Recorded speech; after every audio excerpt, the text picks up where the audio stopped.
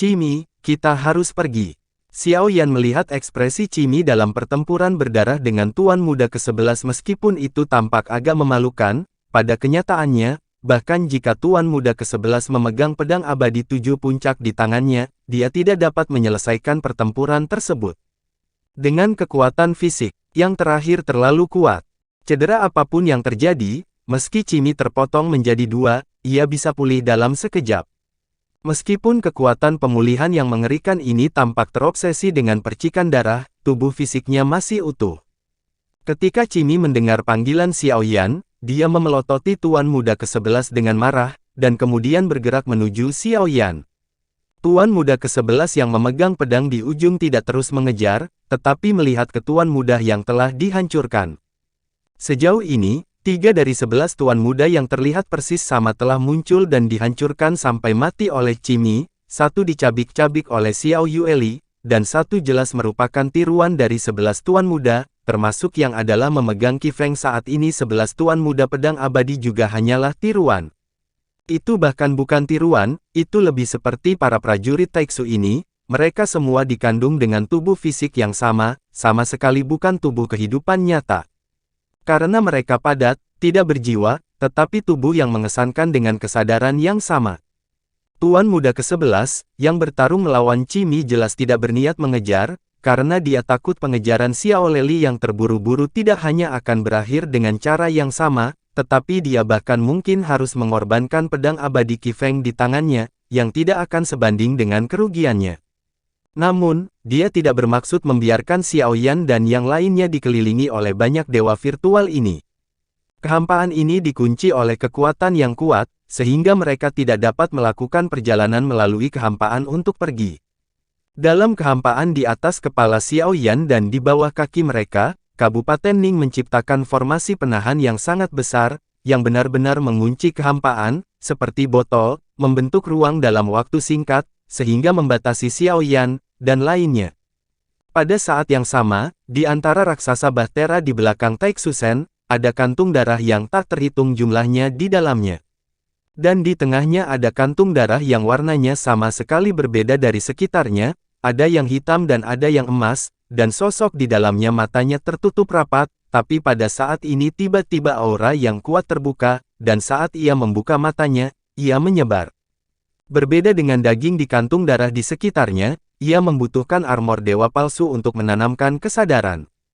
Tampaknya sosok di kantung darah yang lebih maju ini memiliki kesadaran sendiri, dan mereka hanya berlatih dengan cara ini. Sosok yang terjaga itu langsung mengulurkan tangannya dan merobek kantung darahnya, lalu cairan hitam itu naik, dan baju besi yang indah mengembun di tubuhnya, lalu menghilang setelah melangkah keluar. Bukan hanya satu sosok, tapi beberapa sosok muncul dari antara para raksasa Bahtera. Tanpa ragu-ragu, mereka datang ke ruang yang dikelilingi oleh banyak dewa Taiksu, mata mereka tertuju pada Xiao Yan dan yang lainnya, dan akhirnya lebih memperhatikan Xiao Yueli. Jelas, mereka bisa langsung merasakan bahwa Xiao Yan lebih mengancam daripada Xiao Yueli. Tidak bisa membiarkan mereka meninggalkan pria ini memecahkan armor dewa palsu. Di antara tokoh-tokoh ini, Tuan Muda 11 lainnya muncul. Dia berkata dengan ekspresi tegas bahwa meskipun dia terlihat sama, aura yang terpancar darinya jelas lebih kuat. Anda tidak dapat menangani hal-hal kecil seperti ini bukan? Di samping Tuan Muda ke-11, mata seorang pria sedikit terhubung, dan dia tampak seperti kurang tidur.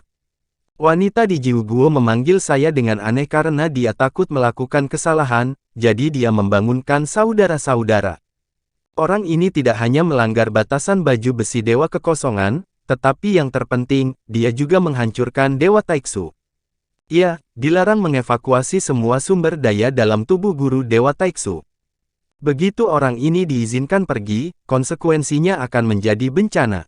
Tuan Muda ke-11 berkata dengan serius, melihat bahwa Xiao Yan akan pergi, jika dia benar-benar membuat Xiao Yan melarikan diri dengan mengadvokasi secara sewenang-wenang, maka Tuan Muda ke-11 akan disalahkan, dengan kepergian Xiao Yan.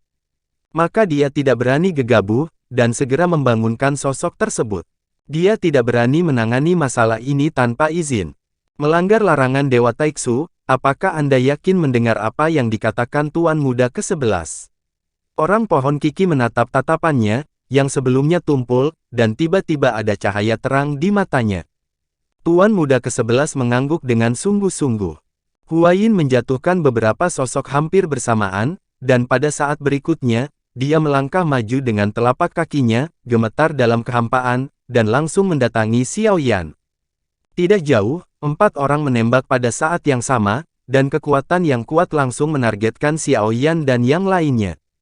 Melihat ini, Xiao Yueli sedikit mengernyit, dia memegang Deatskite, kelima jarinya sedikit menegang.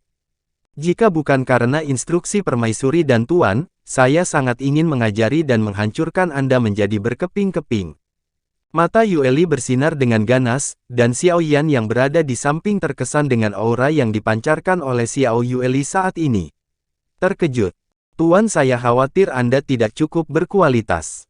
Keempat sosok wanita itu memandang Xiao Yueli dengan jijik, mata mereka penuh dengan penghinaan. Ketika Xiao Yueli mendengar ini, kelopak matanya sedikit berkedut. Menghadapi 4 orang yang menembak pada saat yang sama, Xiao Yueli masih tidak bisa menahannya, mengangkat sabit kematian di tangannya, dan menyapunya. Cahaya hitam melonjak dari sabit Dewa Kematian, dan keempat orang itu bergandengan tangan dan menyapu berakhir kekuatan yang kuat langsung runtuh di bawah cahaya hitam, dan terus menyerang 4 orang tanpa jeda.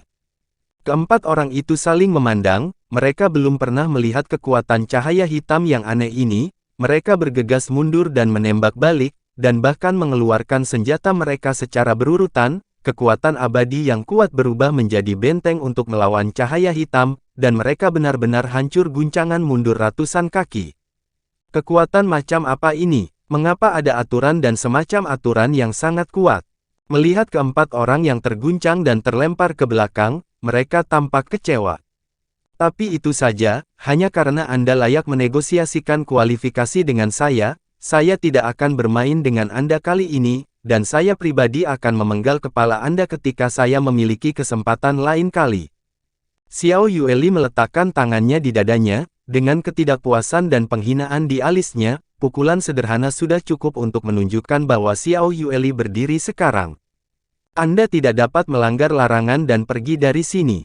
Itu memang memiliki kekuatan, tetapi jangan meremehkan bahwa Taiksu kami juga sampah, dan 4 orang yang terkejut kembali tidak terburu-buru. Mereka tidak berpikir bahwa Xiao Yan dan yang lainnya dapat menembus batasan dan pergi.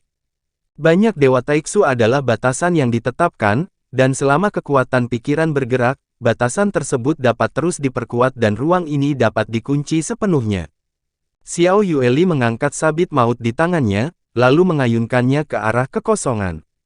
Tiba-tiba ada ledakan kehampaan, tetapi pulih dengan cepat. Sebuah kekuatan muncul. Xiao Yueli segera menggunakan alis Willow-nya.